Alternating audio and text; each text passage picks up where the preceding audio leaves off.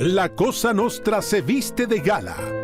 El podcast regalón de los martes se vino con camas y petacas a la primera Feria Internacional del Libro de las Ciencias Sociales para transmitir desde el escenario Gabriela Mistral en el Zócalo de Recoleta para Chile y el mundo. Quizás es un buen momento para estar haciendo el podcast desde la Feria del Libro, porque mucho pensamiento hay que ponerle a los tiempos que vive nuestro país. Pasó una semana intensa, donde el asesinato de un carabinero terminó de cerrar cualquier atisbo de crítica a leyes y facultades excepcionales para el uso de pistolas y metralletas. Aprobado, decretado y promulgado. Y se acabó la discusión. Y entre medio, un lapsus de una gran periodista sirve de excusa perfecta para que la maquinaria institucional de la censura y el buen comportamiento comience a funcionar. ¿Qué será lo relevante y qué lo accesorio de la semana que acaba de pasar? Hora de averiguarlo con Fernando Paulsen, Alejandra Matus, Darío Quiroga y Alberto Mayol a toda pantalla en esta edición especial de La Cosa Nostra, desde la Feria Internacional del Libro de las Ciencias Sociales. De la carabinera Rita Olivares y después del carabinero Daniel Palma, se establece sucesos políticos, pero que probablemente escapan nuevamente a ni una crónica roja ni una crónica política. Hay algo más. Me parece que quienes estamos acá lo hemos sentido así. Hay algo más que está pasando y que tiene varias capas. Entonces, la primera pregunta... Si los técnicos hubieran estado a cargo de mujeres, estarían diciendo, oh, qué tonta, no sabe, no sabe, esta niña no sabe. ¿Cómo pueden poner a una mujer a cargo del tema técnico? Pero como son hombres, bueno, tenemos paciencia. No hay ninguna manera de resolver estos problemas que no sea con más policías y con menos derechos. Y se presenta el caso como que si fuera que a un lado están los defensores de los derechos humanos como igual defensores de la delincuencia,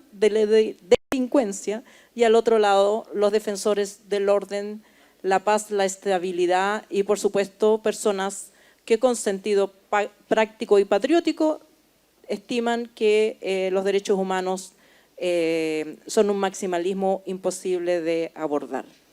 Y creo que lo que ha pasado es que ese modo de pensar ha inundado toda la política sin contrapeso.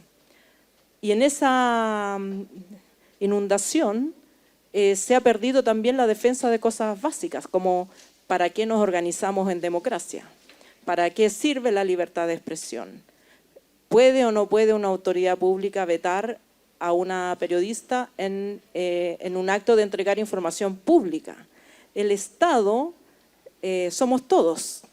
Los impuestos de los carabineros los pagan personas de todo tipo de pensamiento político. Lo pagan también los inmigrantes cuando compran pan, porque el IVA es el impuesto prevalente, que paga el 50% de los costos del Estado, pero sin embargo aparece o se acepta, no es que aparezca, se acepta como legítimo y lo normal que la institución tenga el derecho de decir con este periodista hablo y con este no. Y eso a mí me parece que es un atentado de baja intensidad, es cierto, no es un golpe de Estado, es un atentado de baja intensidad, pero muy eficiente a la democracia. Y eso a mí me da miedo.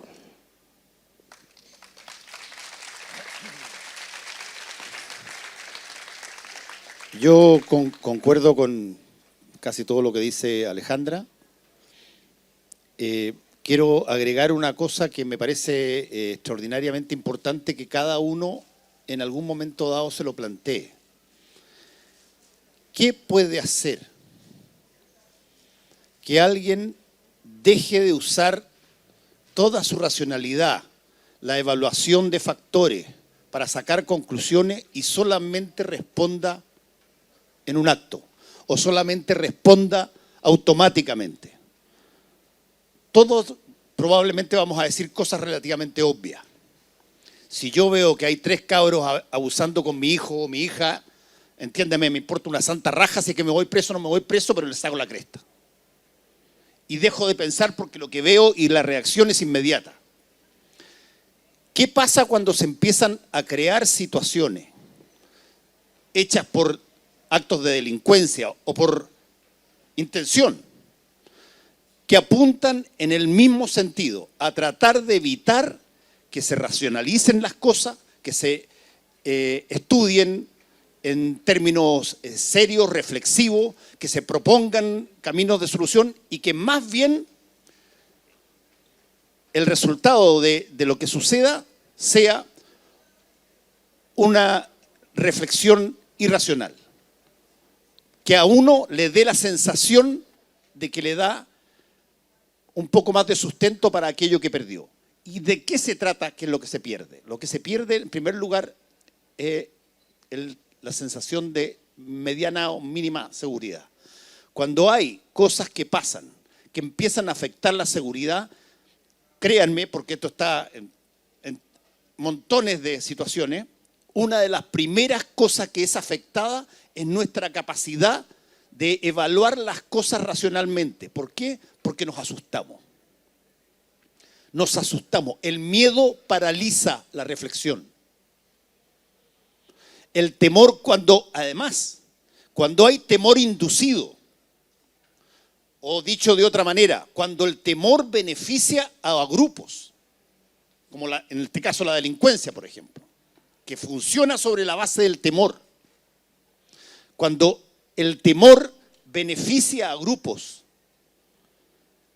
muchas personas que pueden ser extraordinariamente inteligentes, amorosas incluso, en sus conversaciones cotidianas, empiezan a sentir la necesidad de tomar partido en esa lógica de temor, no temor.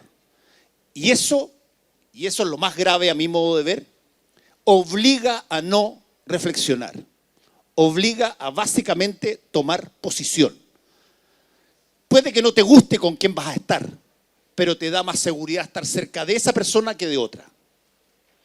Y desde ese punto de vista, lo que está ocurriendo, y así entiendo los temores que habla Alejandra y también Darío, lo que está ocurriendo, sea en parte intencional o no, no lo puedo negar ni lo puedo comprobar tampoco, pero lo que sí está pasando es que está crecientemente generándose una condición donde a uno lo hacen optar desde el miedo. Y cuando a ti te hacen optar desde el miedo, lo primero que pierdes es tu capacidad de reflexionar. No hay tiempo para eso. ¿Son ellos o somos nosotros? Y esa situación es muy, muy penca y así entiendo los temores que planteó la Alejandra respecto a eventualmente tener que hacer esto en la clandestinidad. Cuando las cosas pasan sobre la base de responder ante el temor, ha ganado los malos, llamemos así, y te han puesto en una situación donde tenéis que obligadamente ver las cosas blanco y negro. Te prohíbo que veas los grises. Cuando eso sucede, efectivamente el que tiene más fuerza gana. Y uno se pliega. Y después de que se pliega, actúa un concepto comunicacional que se llama disonancia cognitiva. La disonancia cognitiva es un concepto comunicacional que hace que uno tenga que explicarse por qué cree una cosa y hace lo contrario. Voy a poner ejemplos que ojalá no afecten a muchos de los que están acá. Hay montones de personas que pueden decir, sí, oye, ¿sabes qué? Yo me cuido mi salud, soy una persona que creo que hay que ser saludable, hay que hacer ejercicio y todo, pero fuma 3 cajetillas de cigarro todos los días. Y cuando a él le preguntan, ¿cómo puede ser de que tú digas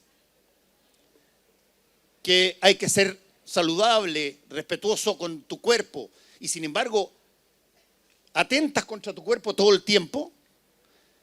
Se produce una disonancia dentro de esa persona que la tiene que resolver para volver al equilibrio. Y la resolución en un 90% siempre va a justificar o ratificar la conducta. Mira, sí, no, si yo me fumo un cigarrillo después de la comida nomás. Y yo fumo, pero tiro el humito, no lo aspiro. Todas las explicaciones que te puedan dar. Eso pasa también en el resto de las situaciones. Cuando tú has tomado la decisión de tomar un bando, te han obligado a tomar una situación bipolar y tú tomas una posición, el cuerpo entero, todo el universo conspira para que tú justifiques lo que acabas de hacer. Y por eso es que lo hemos visto miles de veces en personas amorosas, serias, fantásticas, que una vez que cometen una estupidez, les dan unas pataletas que nunca jamás habías visto. O, para ponerlo en términos históricos, personas que justificaron, por ejemplo, un golpe de Estado y que después que saben las cosas que hicieron muchas personas atroces en ese golpe de Estado, como saben que lo justificaron, buscan los mecanismos para tratar de encontrar coherencia a lo que pasó.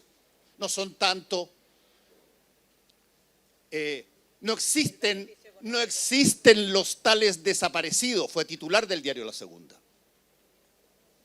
Para intentar dar una explicación, lo que dice la Alejandra, empieza a justificar, sí, es cierto, los tipos hicieron una cosa atroz, pero mira, el país creció económicamente y te canjean una cosa por otra. ¿Por qué? Porque nosotros somos seres que necesitamos vernos a nosotros mismos como coherentes. Y cuando nos sacan de la coherencia,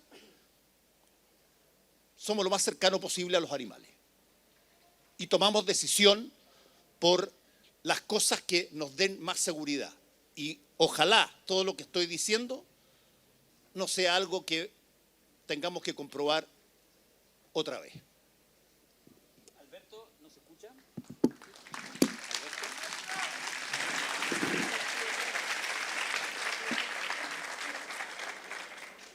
Aló, Alberto, ¿te escuchamos? Aló, Alberto, ¿me escuchamos?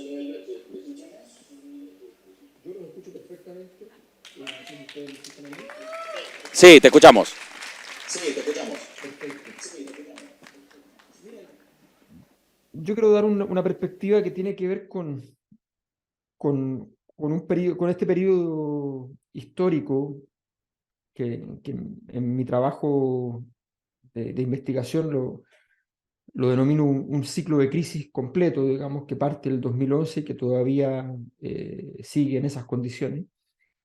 Entendiendo que las crisis no son un momento, no son un instante, sino que son un proceso donde hay un intersticio bastante grande entre dos momentos más definidos. La crisis, por definición, es un lugar bastante extraño, mórbido, y en ese, pero es un intersticio, es un lugar entre dos épocas. Y durante las crisis se definen las condiciones en las cuales van a poder forjarse las nuevas épocas. Ese es su rasgo fundamental. Y si miramos desde el 2011 hasta la fecha, hay un par de hitos en los cuales se producen más intensamente o menos intensamente un fenómeno que en sociología se conoce bajo ciertas definiciones como generalización de los valores. Lo voy a explicar de una manera mucho más gráfica.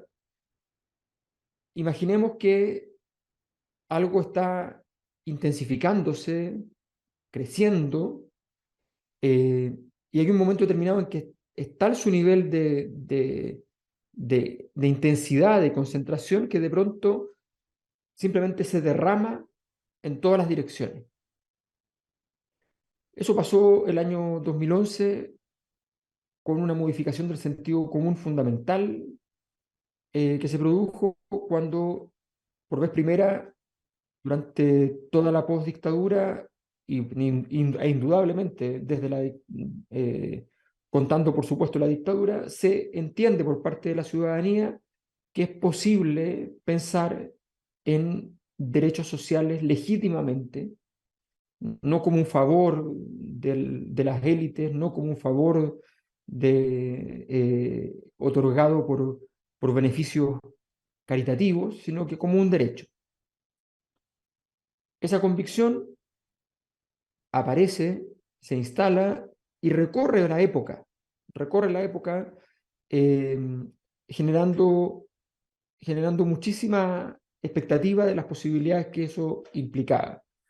Esa generalización de los valores, ese derrame, se va a ratificar después del 2016 con el movimiento No Más AFP, y se va a ratificar el 2018 con el movimiento feminista, y el 2019 va a tener su punto cúlmine en la aparición disruptiva ya, y la razón de ser para que sea disruptiva es porque no se hicieron las respuestas políticas adecuadas y por tanto, al no haber respuesta, sencillamente estalló en forma del estallido social que construyó entonces, y ese fue un gran derrame de un conjunto de certezas.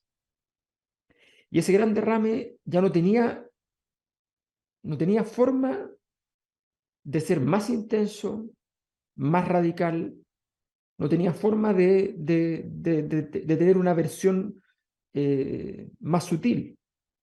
Era lo que era. Era esa intensidad, y esa intensidad requería una respuesta política a la crisis. Por las razones que sean, aquellos que pensamos que una transformación para Chile era una necesidad histórica, voy a decirlo incluyéndonos a todos, no necesariamente es justo, desperdiciamos esa oportunidad. Y en esto la historia es bastante cruel, porque hoy día lo que estamos viendo es un nuevo proceso de generalización de valores con un gigantesco derrame al sentido común de un conjunto de valores y visiones que lo que vienen a decirnos es, y no necesariamente va a ocurrir esto, ojo, pero vienen a decirnos ese nuevo derrame que la única certeza, la única importancia, el único valor importante es poder retomar la seguridad, es poder construir una sociedad donde los valores policiales triunfen sobre los valores políticos. El choque de nuestra época, desde el estallido hasta la fecha, ha sido un choque entre hacer más política o hacer más policía. Entre intentar construir o simplemente castigar aquello que no responde al orden. Pues bien, en este instante se ha producido un derrame gigante. Y estos derrames provienen siempre de una etapa de acumulación que de pronto logra transformarse en algo que se expande. Y eso es lo que estamos viviendo hoy día. El estallido social produjo lo suyo, pero esta es una respuesta gigantesca a ese sentido común, donde un nuevo sentido común viene a impugnar el anterior y donde da la impresión, a primera vista, que ese nuevo sentido común que viene a impugnar el anterior, esa nueva forma de visión del mundo, parece estar muy fuerte, y parece estar muy fuerte sobre todo porque las capacidades defensivas del anterior discurso, la capacidad práctica, la capacidad política del anterior discurso, que forjó convención constitucional, que forjó gobierno, no ha sido una capacidad relevante y básicamente hoy día pena, literalmente pena, como el fantasma de valores pasados. Mi impresión es que lo que estamos viendo es un momento cuya definición no está clara todavía, pero que se encamina a una una gran derrota de los valores transformadores, de la esperanza histórica de un cambio social, de una visión, una derrota de la visión de los derechos sociales. Esta derrota no es operativa, creo que quede claro. La ciudadanía va a estar feliz de que hayan nuevos beneficios sociales, va a estar feliz de las 40 horas, va a estar feliz de muchas cosas, pero nuevamente podrían ser interpretadas como dádivas, como entregas, como gestos, como favores de las élites. Eh, y puede entonces haberse malogrado esta interpretación de la realidad. Yo tengo la impresión de que cuando veo que aquellos que cometen faltas en un momento determinado, como las faltas que se cometieron contra la periodista Paulina Allende, cuando quienes cometen las faltas tienen el derecho a pedirle explicaciones, tienen el derecho a sancionar de manera directa e indirecta a las personas que cuando cometieron un error menor. La verdad es que me parece que eso es una situación muy preocupante porque independiente que haya una condena por parte del gobierno o de algunos sectores, tibiamente, ¿eh? Tibiamente, estamos hablando de cosas muy claras. Uno puede condenar algo, pero los hechos están allí, los hechos concretos están allí. Yo creo que una sociedad no puede permitirse el lujo de estar bajo las discusiones que estamos teniendo hoy día, con el tono que estamos teniendo hoy día y con la tutela de instituciones que prestan servicios públicos. Creo que en ese sentido estamos en un momento muy difícil y yo realmente hay que esperar siempre para efectos sociológicos, pero como ciudadano no creo que tengamos derecho a esperar mucho y hay que ser capaces de estar atentos a la posibilidad de luchar por estos derechos básicos, por estos derechos a tener una opinión, miren, yo creo que en algún momento, o sea, esta semana vivimos una gran cancelación, la cancelación de ciertas reflexiones. O sea, ahora se prohíbe un conjunto de interpretaciones sobre el pasado reciente, que son interpretaciones que la misma ciudadanía tenía sobre su propia realidad hace 2 o 3 años. Y hoy día eso es impensable. A mí me parece que es jugar un juego profundamente falsario, una impostura. Y la verdad es que me preocupa también, no al punto que planteó la Ale, pero me preocupa, o quizás al mismo punto, pero no en el punto más político, sino que en el punto de que quizás las cosas que podamos pensar vayan a estar operando siempre en el doble pensar y tengamos que siempre estar jugando, un poco lo decía Fernando con el tema de la disonancia cognitiva, y tengamos que estar diciendo una cosa en circunstancias que estamos haciendo otra.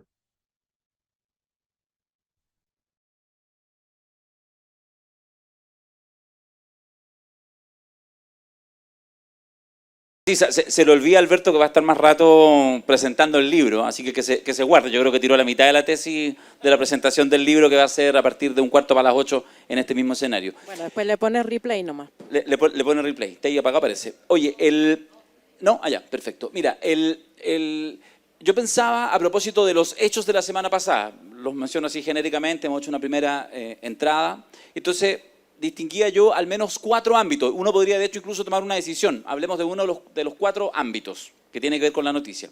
Carabineros, lo policial propiamente, las actuaciones, digamos, lo que pasó con Carabineros, pero las actuaciones. Nosotros no estamos para interpretar, digamos, el asesinato de cual o tal persona, estamos para interpretar lo que hacen las instituciones, las personas encargadas respecto a eso. Tienes una. Está el gobierno. El gobierno tuvo una semana con un triple giro mortal, desde las primeras declaraciones del presidente Gabriel Boric viniendo de República Dominicana, ¿se acuerdan? Donde dijo casi que iba a estar, de hecho lo dio a entender, que iba a participar de los operativos policiales, en fin. Después, reculando el gobierno respecto a, no, parece que, no, igual hay que hacerle alguna observación a la ley Naín Retamal. Dejaron offside a los diputados socialistas, otro escándalo más. Y finalmente, con el asesinato del carabinero Palma, ya, entregando todo al tiro. Llegó Boric en la mañana a pedir, quiero promulgar esto al tiro, rápido. Hasta el Partido Comunista tuvo que hacer una declaración, dijo, mira, no vamos a ir al TC, que se suponía que iba a suceder. O sea, pum, pam, pum, ya, en una semana. Gobierno, clase política en general, ahí podríamos hacer el análisis de los buitres. Ha habido muchos buitres esta semana, muchos. Han ido perdiendo el pudor. Yo creo que eso en política se ha ido perdiendo el pudor. Las declaraciones, las cuñas de los asesores comunicacionales que le regalan a algunos diputados y diputadas es pero de terror, ¿ya? También podríamos analizarlo. Tercer factor. Cuarto factor, bueno, la prensa. Y uno podría decir que un quinto podría ser la ciudadanía, en términos de cómo la gente va valorando, porque eso también es cierto. Es decir, las encuestas, ok, son medias manipuladas, sí, lo que tú quieras, pero probablemente parte de esta agenda, un poco lo que se señalaba, que es probablemente parte del desánimo que en algún nivel compartimos, muchos de quienes estamos compartiendo este podcast en este rato. Y la ciudadanía, porque además parece que aquí vamos a una deriva, en mi sensación, a una deriva autoritaria, a una deriva policíaca, como de un Estado policial mayoritario, lo cual le da además una legitimidad democrática terrible, ¿ah?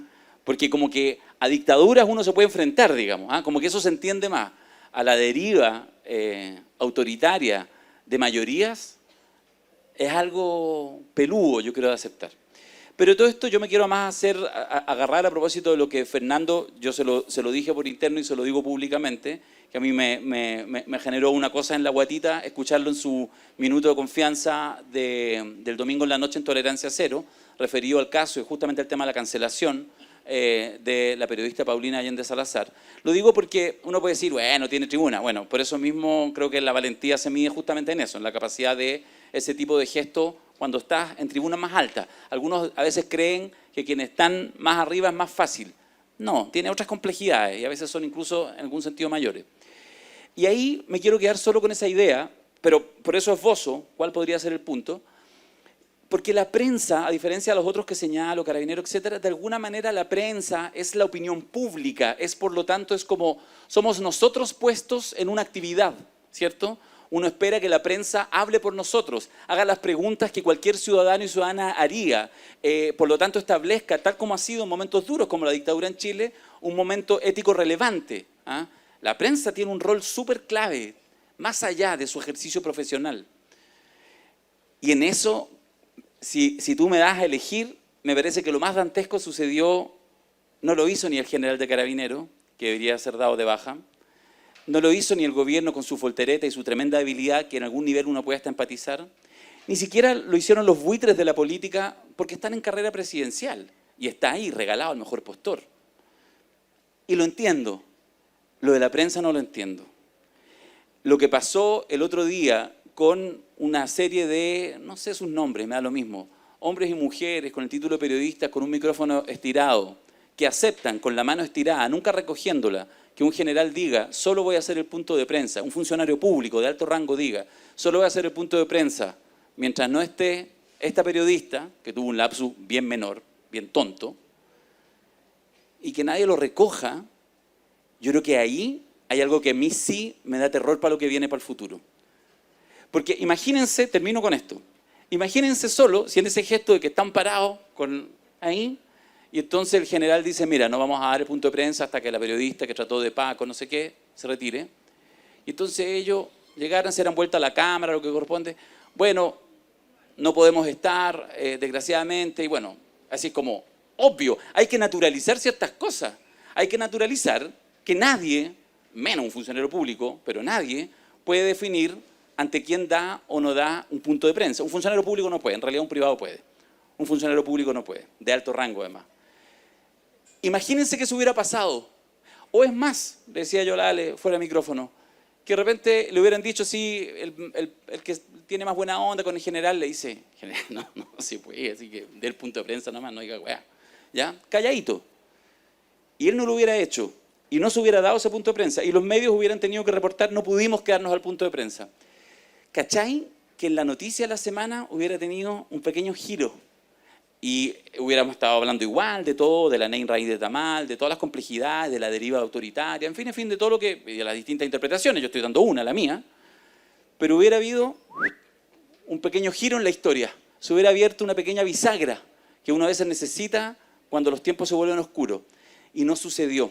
Y a mí me pasa, no lo enfoco en la prensa como gremio, lo enfoco en lo que puede ir pasando con distintos sectores que tienen responsabilidades sociales impuestas por la historia, por sus compromisos éticos, etcétera, y que se dejen de cumplir porque en realidad en este baile es mejor no mancharse, porque puede salir tu dirección en un tuit, porque podéis salir cancelado, porque podéis perder la pega, porque te pueden amenazar de muerte. Y eso está duro. Ya, mira, yo creo que primero hay que poner las cosas en una perspectiva que permitan entender. Porque también uno se puede subir por el chorro y decir, bueno, todas las cancelaciones son malas. Y yo creo que hay cancelaciones que tienen que ver como con estados de ánimo sociales que no aceptan ciertas cosas. Por ejemplo, lo que está viviendo hoy día el Dalai Lama no es una cancelación, porque viene de abajo. Es una respuesta ciudadana global a un acto que se considera aberrante, inaceptable, etc. Y él tiene que dar explicaciones. Eso es una cancelación. Y uno podrá decir que hay cancelaciones pasadas de chorro, que no se justifican, pero en el fondo la cancelación es una respuesta a veces racional, a veces irracional, pero de abajo. Lo que hizo el general no es una cancelación, es un abuso de poder, porque él le prohíbe a los periodistas, los representantes de los medios de comunicación ahí, recibir información pública que no es de él, no es algo que le pasó a él yendo al supermercado, digamos, no es de su propiedad, no es su derecho decir doy o no doy la entrevista. Él es un funcionario pagado por el Estado para informar sobre hechos X y por lo tanto no le corresponde juzgar quién la recibe. Esto está establecido en los tribunales internacionales, bla, bla, bla. Hay sentencias, cosas juzgadas en Chile también. No puede. ¿Por qué no puede? No puede porque en un sistema democrático se entiende que hay contrapesos de poderes. Así como hay señores que tienen el, ¿cómo se dice? Que tienen el poder de las armas, el monopolio. Legítimo, el monopolio. Tienen el monopolio del uso de las armas. Ese poder viene con el derecho ciudadano de fiscalizar ese poder.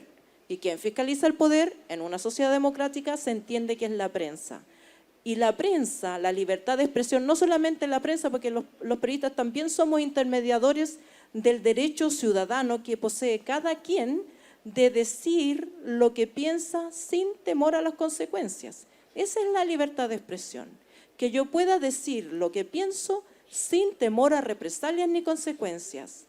Y cuando uno dice algo y lo que dice tiene represalias y consecuencias que no tienen que ver, si no he cometido un delito, por ejemplo, uno puede en el ejercicio de la libertad de expresión amenazar. Es un delito, entonces ahí se acaba la libertad de expresión, cometió un delito, la persona va a ser juzgada por un tribunal que va a ver todas las partes y va a decidir si cometió o no cometió el delito.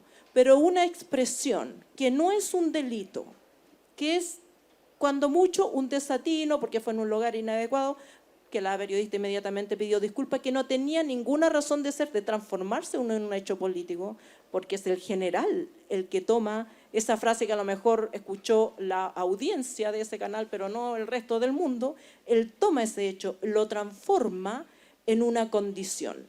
La condición para que ustedes me escuchen a mí es que esta persona se vaya. Y eso es abuso de poder. En la mañana, enfrente de todo, porque no lo hizo así para callado. abuso de poder ocurre todos los días, así como, oye, no contraté a esa persona porque me cae mal. Pero si se llega a saber, tiene consecuencias porque es abuso de poder. Los funcionarios públicos, hay cosas que no pueden hacer. Esa cosa no la puede hacer. Y la hizo en descampado. Y lo peor, que para mí es fácil juzgar a los colegas que estaban ahí, pero esto ha pasado siempre en Chile, en la cobertura de Piño,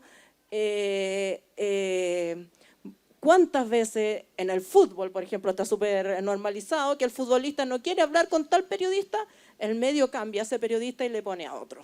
Eso pasa, hay una normalización lamentable de esa situación y el periodista está pensando en su pega también. El periodista va a decir, chuta, si me pongo a defender a la Paulina Allende, la van a echar a ella, me van a echar a mí, pero el medio de comunicación inmediatamente saca un comunicado y dice algo así como, la periodista traspasó todos los límites de nuestra línea editorial y nosotros amamos a Carabineros, siempre lo hemos respetado y es la mejor institución del mundo mundial. Ya, 2 horas después, y vamos a echar a la periodista porque traspasó y amamos a Carabineros. Un medio de comunicación no puede amar a ninguna institución, no puede ofrecerle la obsecuencia irrestricta a todo tiempo y lugar a nadie, porque su papel como medio de comunicación y en el ejercicio del periodismo en particular es estar siempre en estado crítico de todas las autoridades públicas en todo tiempo y lugar, le guste la autoridad o no le guste, haya votado por ella, no haya votado, y cuanto más respecto de las autoridades que tienen armas, porque tienen posibilidad de abusar mucho más de su poder que un concejal municipal, digámoslo.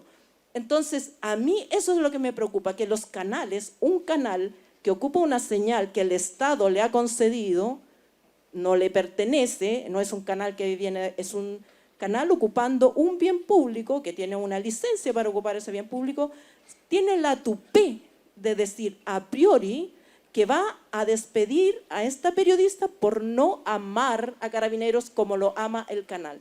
Porque no es que la periodista cometió un error de información, no es que cometió una falta de ética, no es que mintió, tuvo un lapsus que corrigió inmediatamente. Y ese disciplinamiento de una periodista con la trayectoria de Paulina de Allende Salazar es una mordaza para todos los demás. Es que si esto le pasa a la Paulina de Allende Salazar, ¿qué le vamos a pedir al notero? ¿Qué le vamos a pedir al estudiante en práctica? Es el silenciamiento. Y ese es un daño grave para el sistema democrático. Y una última cosita, el general dijo la periodista Paulina Allende, ¿con su qué? Porque la Paulina no se llama Paulina Allende, ella se llama Paulina de Allende y siempre menciona su segundo apellido porque seguramente es un peso muy fuerte llevar el apellido Allende, entonces ella se hizo su identidad periodística como Paulina de Allende Salazar. El general le dice Paulina Allende, que también tiene una carga simbólica. Entonces, la periodista Paulina Allende se me va. Y el canal más encima aumenta, amplifica esto, despidiéndola. Y esa es una señal para que nadie, no solo no diga Paco, esto no es si decimos Paco o no decimos Paco, esto no nos critiquen. No nos critiquen, se acabó la fiesta, no hay más críticas a Carabineros.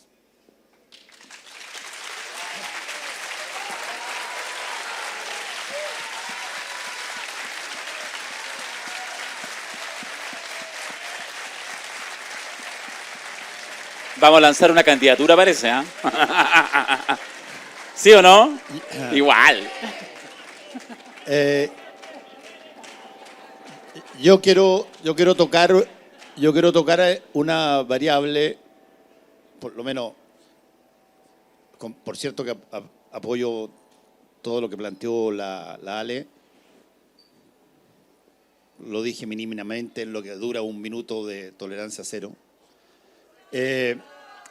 Pero quiero mencionar un par de variables que me parecen interesantes que la historia nos está poniendo hoy día en la obligación de reflexionar en ese sentido.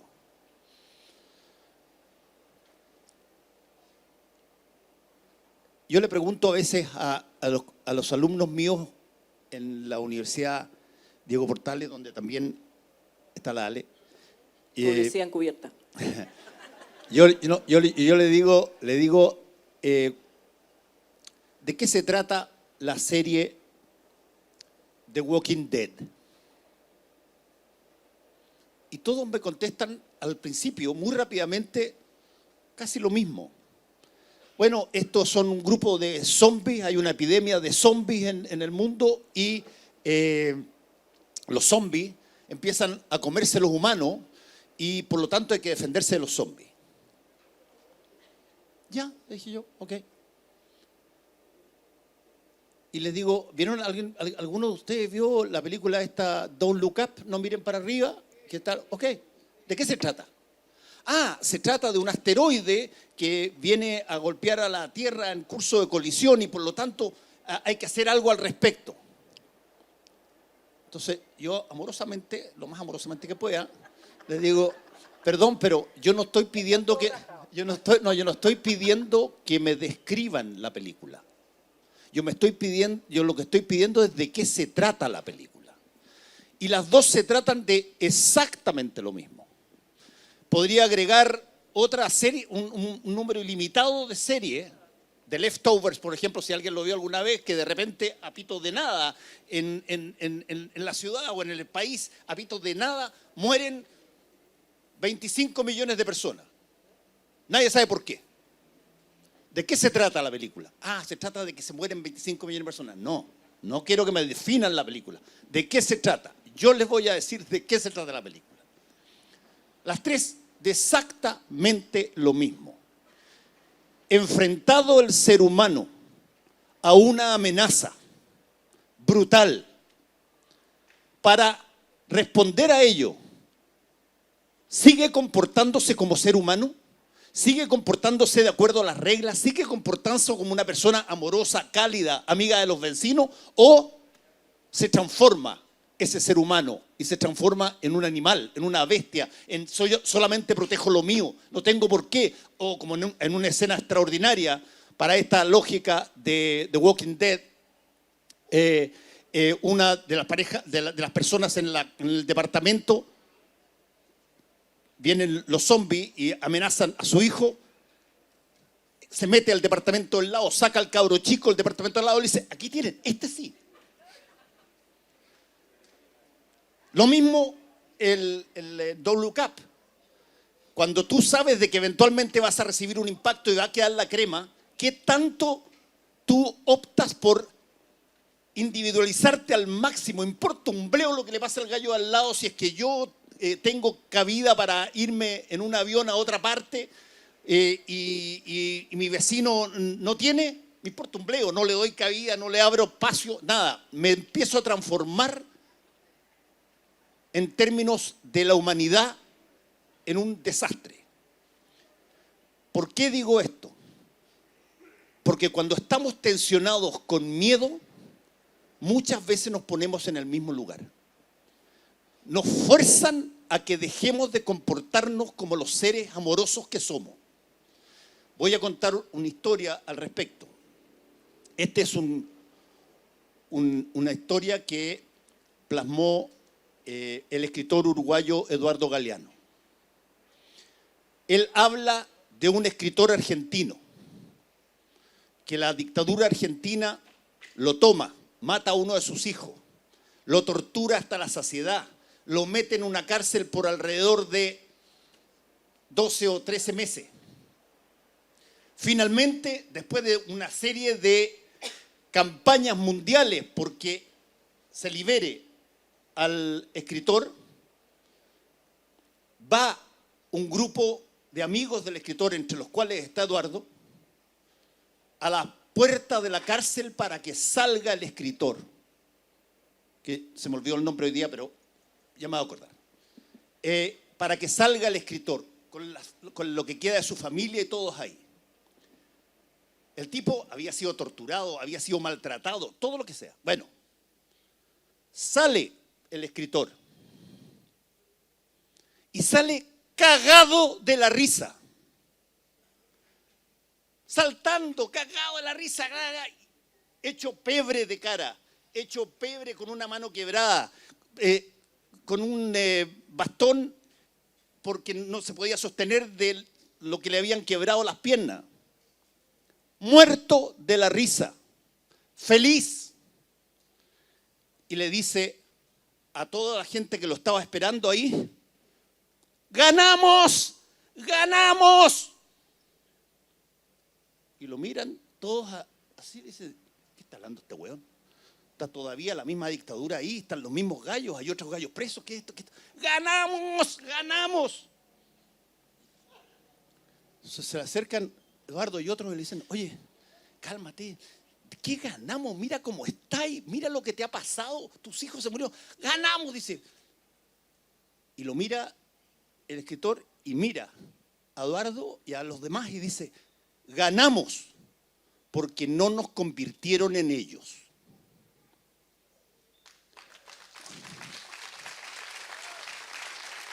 Cuando se amenaza a la gente tiende a tomar distancia del otro que considera su adversario. Y no solamente a tomar distancia, a tratar de que esto se transforme en una cosa de o tú o yo. Y aquí viene una variable, y con esto termino, una variable que es individual de todos ustedes, cada uno, y que no es como otras variables muy importantes y muy interesantes que son masivas. Las protestas, las movilizaciones, los partidos políticos, los partidos de fútbol, la hinchada. Eso son cosas masivas, todos actuamos ahí. Pero hay un momento donde cada uno tiene que reflexionar personalmente. Tiene la obligación de reflexionar personalmente. Y cuando estos momentos vienen donde las cosas se ponen en blanco y negro, la reflexión es la del escritor. ¿Me convierto en ellos o no me convierto en ellos?